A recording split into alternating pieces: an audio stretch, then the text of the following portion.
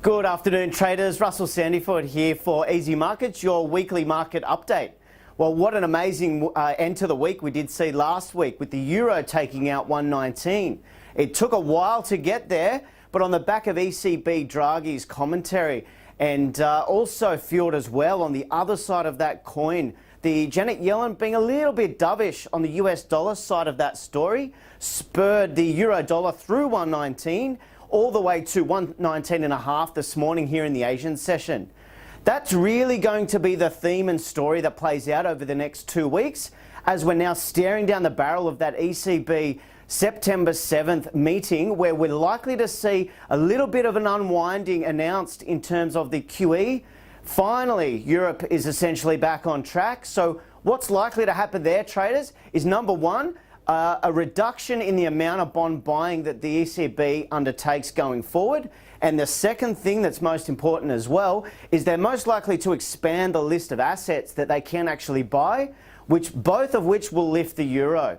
Now, we've come back to about 119.20, but it's really important as well to be nimble and look to the crosses. You might remember if you watched last week's weekly update here for easyMarkets, we said the best two trades were euro dollar up and euro yen up. Both of those are still in play, even though they were marvellous to finish off the week.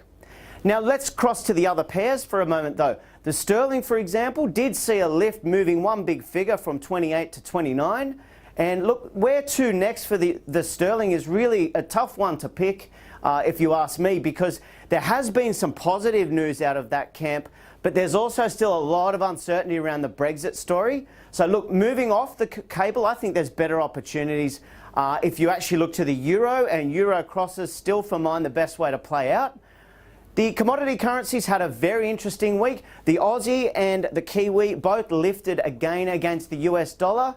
Frankly, guys, that was more of a US dollar move and a US dollar sell-off to end last week. What happened there, the fast version, of course, is Janet Yellen wasn't overly hawkish for the US dollar bulls. Market took that as dollar soft and down the dollar went. Now, the biggest story there as well, if we want to just tie off the other commodity currencies, the dollar CAD, one of my favorites, as you probably can tell, that got down under and is still under that 125 handle. I think this week, traders, where are the opportunities? There is the non-farm payroll data, of course, on Friday. The ability for the US dollar to make a comeback is always very high there. So I'm looking to get short on the Aussie against the US dollar and also to come in and buy the dollar CAD, looking for that to come higher. But still, my best two trades of this week are going to be look for better entries on euro dollar and euro yen for a move higher and another run towards recent highs that we haven't seen in a long time. As always, keep your powder dry because there's a lot of trading opportunities. And if you ever need a hand, give us a call here at the dealing desk at easyMarkets.